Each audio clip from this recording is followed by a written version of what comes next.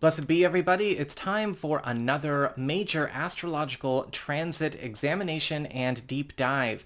And in this video, we are talking all about the North Node moving into Aries, which is taking place on July 17th, 2023, and will be there all the way up until January 12th, 2025. And of course, since we're talking about the North Node, we're also going to be talking about the South Node, which will be moving into Libra July 17th, 2023, and staying in Libra through January 12th, 2025. Lots of J months in this one. And of course, because this is a deep dive examination, I am going to be leaving a list in the down bar below of all areas of life that are getting affected by each sign.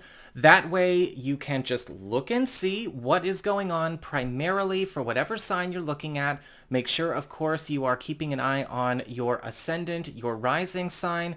That way you have context as to what we're going to be talking about with the chief themes going on here. The North Node and the South Node are very similar to outer planets, even though they are not planets in the way that they operate, because they do have not only a personal and individual influence, as in for each and all of us, but they are also going to have a global influence. They always do. And so we need to be able to look at this in a more scholarly way. If I seem a bit red, it's because it's been super sunny and super warm outside. I just got back from the Alchemy Fair, just taking place in Everett, Washington at the Angel of the Winds Arena. I've got some lovely pictures here. I got to hang out with all kinds of cool witchy folk and connect and, you know, get some really cool power-ups in terms of crystals and some really cool energy exchanges with a few key workers and spiritual practitioners there. Special shout out, of course, to my friends at the Good Vibrations Apothecary based in Linwood, as well as my new friends, the Crystal Clairvoyant based in West Seattle, and my new friend Macy at Sparkling Delicious based in Edmonds, Washington. Now, for those of you who tend to get a little bit weird whenever I bring up the fact that I'm a medium and I study occult sciences and I practice magic, I just want you to ask yourself, look at the screen and ask yourself, where do you think all of this astrology stuff comes from? Who do you think made it possible for, let's just say, the more relatable Barbies and Kens of the New Age world to have a platform at all? And think about where the deeper stuff does come from. All right, now that we're all chill, let's talk about the North Node and the South Node. First off, we need to have a bit of a rundown on what these energy points, what these mathematic points really do represent. So when it comes to the North Node and the South Node, again, they are not celestial bodies. They're not luminaries like the sun and the moon, and they're not planets, they're not asteroids. But what they do is they mark the lines of the eclipse. And so wherever the North Node and the South Node are, that's also where you'll be able to know where the upcoming solar eclipses and lunar eclipses of the next year and a half are going to be. By the way, the North Node and the South Node stay in their respective signs, whatever signs they are cruising through, for about a year and a half. So it's not a short-term influence, say like what we would get from Mars or from Venus or from Mercury, but it's not quite a super long-term influence such as we would see from maybe Neptune or Pluto. We're seeing something kind of in the middle, more close to say like a Jupiter or a Saturn length of time, a little bit closer to the Jupiter side though, because it is only a year and a half. The North Node in astrology represents the biggest challenges, the biggest rewards, the biggest lessons, and opportunity for growth, prosperity, evolution, and advancement in all things. But again, it does come with the biggest challenges. In a person's personal astrology chart, it can show where they are going to get the most fulfillment out of life. It is one of the only places in a person's astrology chart, a very, very small handful, that can talk about about things like fate, life lessons, karma, destiny, and again, in a very fluid way, because that's still all very, very fluid and malleable and subject to free will and volition. But that is a good indicator of what this person is doing walking through this life and the lessons they are learning and where they have a chance to go. The North Node does tend to challenge our comfort zones, and it does put us in a position where we can make the biggest strides in life, where we can prosper the most, have the most fulfilling relationships, the most fulfilling experiences, and again, level ourselves up in terms of our talents, skills, ability, overall prosperity, and just the mark we make on the world. And when we look at the South Node, we see the exact opposite of what the North Node is all about, which I kind of refer to the South Node as sort of our bubble, our comfort zone, and our crutch. So whenever we look at the South Node, we can see where a person might coast, or where there may be a tendency to coast, to create sort of an artificial sense of a safe space, or a space of self-protection, where there is no growth, but it's kind of just coasting on easy street, the default answer, the default response, and where we might have a tendency to stagnate, or where things in life may cause us to go in circles. There are no real challenges here, but there's no real progress, movement, or anything else either. It's kind of a static thing, and that's something we do want to keep an eye on.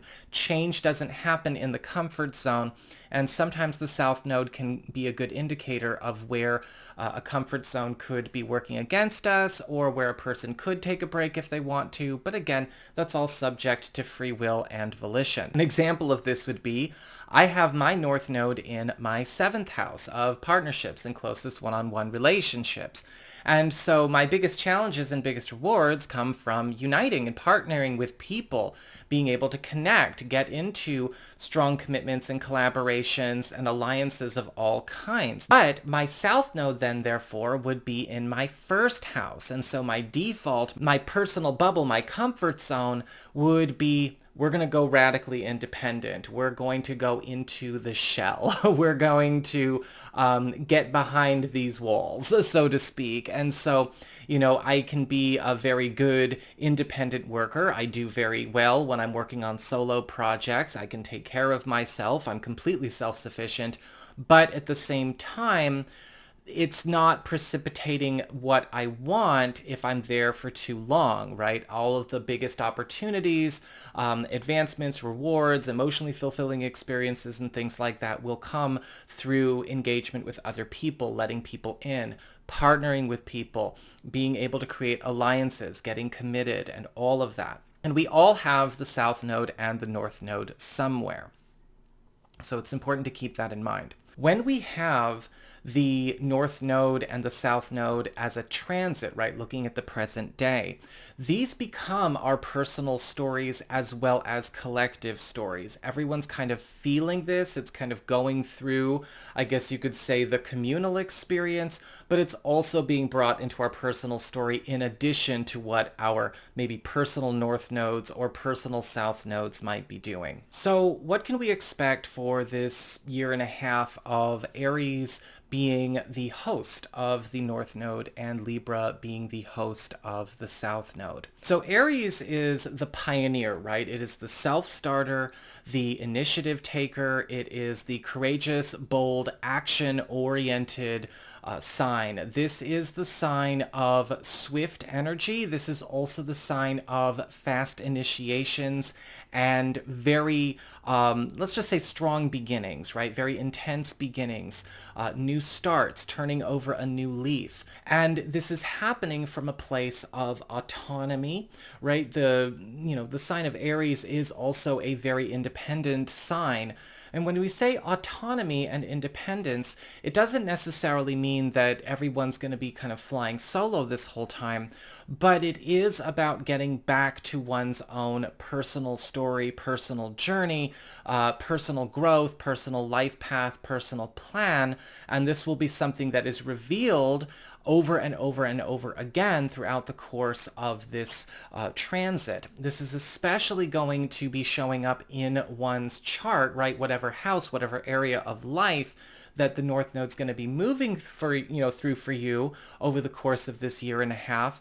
And this can be a time where you may be noticing some radical opportunities for advancement here. Advancement in relationships, career, job, new jobs, new relationships, big moves, big adventures all getting on the way, new senses of community, new sense of cause, or maybe a new charge for living, for performing, right? This can also be a great time for anyone who may be looking to turn over a new leaf in their lives in terms of doing over a huge chunk of their lives that they have been living. The North Node takes roughly about 18 years to go around the entire zodiac. And so when we have the North Node changing signs, there is a referral to a previous year in one's life. In particular, the last time the North Node was in that sign. So the last time we had the North Node in Aries was about 2005. And so when we think about what was going on for us in 2005, we can actually go and say, all right, how would I have done things differently? I'm going to reflect. I'm going to introspect, right? Be a deep thinker and introspect. All right, what was going on that shaped the last 18 years of my life back in 2005. If there was something that I missed, if there was something that I didn't get a chance to do or to flesh out, if I could do it differently, what would I do? Because the North Node in Aries is also a very powerful start over point for everybody. Now, for some people, that introspection may be easier than others, right? But we do need to have the capacity to introspect if we're going to do astrology well, right? Because these are not sermons. This is not church. I am not a pastor, and this is not an organized religion. You are in school right now. You know, I was a junior in college in 2005. And so I can see, looking back, how a lot of choices that I made back then, you know, from what I was studying, how I was organizing my workload, who I was socializing with, a relationship that I might have been in, or where I chose to live, did start to, right, set up this sort of timeline that's been this last 18 years. And this North Node in Aries is giving me a chance to go, you know what? I'm going to unmake a few of those things. I'm going to get off a few of those tracks. I might even get off all of it. But the thing is, that's what it's all about, because the North Node in Aries is bringing in opportunities to treat yourself. It's giving you an opportunity to advance yourself. And it's also giving you an opportunity to be able to push ahead with a lot of personal journey plans, desires, aspirations, wants, and needs that maybe you have not been able to acquire the space, the resources, or the time to be able to fulfill for yourself. And it doesn't have to just be 18 years ago.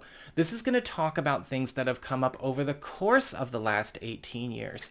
So this could easily also apply to what was going on in 2006, right? The North Node would have been in Aries in 2006. It doesn't matter. It's an added bonus of having the North Node in Aries. So we've got this massive influx of big pushes. A lot of this is going to also change a lot of relationships and relationship understandings because of the South Node in Libra. We are being challenged to see where affiliations with other people or ties to others, and if not necessarily individual people, it could also indicate groups, it can indicate families, it can indicate entire communities, but all different kinds of relationships.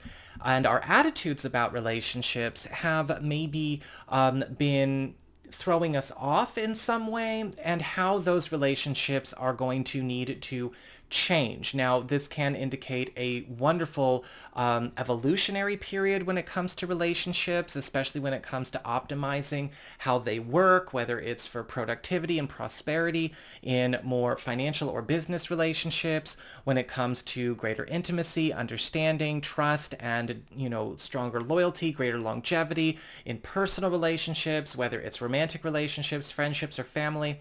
In some cases, yes, it will show that maybe certain relationships are in need of either a major overhaul, or some connections have been the source of ongoing struggles or ongoing challenges without necessarily being a source of any kind of offset or any kind of compensation for that loss or that holdup or that holdback. What's interesting about this transit is that a lot of the action takes place in the first half of this next year and a half, especially running from July all the way up through about April of this next year. So July 2023 through April 2025. And that is because when the North and South nodes switch into Aries and Libra, respectively, they're immediately going to be engaging a T-square with Pluto in Capricorn. And so over the course of this next couple of months, especially running from about July 17th through about mid-September, there's going to be an enormous amount of pressure on paying attention to and fixing problems that may have come up by affiliation, by association, by commitment, by entanglement, or maybe even issues coming up from the past, old relationship decisions in the past, old affiliations in the past, old commitments, old contracts in the past. And with Pluto involved, because Pluto can be a powerhouse, right? Pluto is about transformation, transmutation, transition, and rebirth, but it is also the planet of power. And it can also be a planet that can show us where power is either being given to us or taken away, where things are being helped or being blocked or oppressed or subjugated. And over the course of this next 2 months, July through September, there's going to be a lot coming up forcing us to face and move through where we have been suffering due to a relationship, commitment, partnership, alliance, or affiliation decision that may have come up over the course of this last 18 years. And this can also apply to partnerships, relationships, marriages, alliances, and collaborations that we are no longer involved in. For some people, it will be present, and for some people, it will be from the past, and for some people, it will be all of the above. But it's important to see what Pluto is trying to instruct, what Pluto is trying to teach. Where have entanglements or associations like this, relationships or covenants or business contracts or path commitments of that nature, or again, even relationships, romantic relationships and family relationships, been maybe introducing problems or keeping problems going in some way by association, by what they let in, and where there may be a negative collateral effect on other areas of our lives. It can also indicate a situation where old decisions are getting a chance to be unmade regarding all of these areas. Again, even old stuff, past stuff, as it may still affect the present. And we want to make sure that we are taking the initiative and engaging these things, because while Pluto in a T-square can be very uncomfortable, it is also about breaking a rubber band that may be keeping something stuck or keeping something in a constant state of having negativity bound back or rebound or bounce back into one's life over and over and over again. After we get through this first couple of months, we have this developing push of the North Node getting closer and closer to Chiron, which is really more of an early 2024 focus. It's all about healing losses. It's all about recovering losses that maybe were incurred because of associations, relationships, and affiliations. And this could be recovering losses that we may have endured or incurred because we did maybe partner or ally with the wrong person or several people or made the wrong contracts. It doesn't matter. But the North Node conjunct Chiron is giving an opportunity to remediate that, right? Kind of do over a lot of things that maybe we wish we could take back. And that is also going to be putting things back in our world that may have been refuted or torn down or harmed or maligned in some way because of relationship affiliations, associations, and connections, maybe present, maybe past, depending on what's going on in your chart as well. And that really wraps up, I guess, the big beginning pushes of this transit. As we go into quarters 2 and 3 of 2024, things are starting to really pick up for everybody in terms of activity, because a lot of the fresh starts and new beginnings and big boosts and big booms that are coming throughout the rest of 2023, starting here in July, because of the North Node in Aries, are now free to grow, even though they might be doing us a lot of good, right, from July through December 2023. They are more free to grow and blossom and prosper as we go past April of 2024. And there can be a reinvigoration of a lot of really important journeys and pursuits and ventures and opportunities for the best kinds of friendships, the best quality of life, as well as the most prosperous work paths, that you might want to take on. And also remember that this is all happening because the North Node is all about our biggest challenges with our biggest rewards, our biggest wins, and our most fulfilling opportunities for growth, abundance, love, happiness, prosperity, joy, and all things that really do touch us at the core, right? That really do come to our soul and help it grow. So that is what I've got for you all. I hope you enjoyed it. If you did, don't forget to like, share, and subscribe. You know I appreciate it. And should you ever wish to get a session with me, you can go on ahead to my website. It's integrativemysticism.com, or you can follow the links in the down bar below. And I will see you all again soon.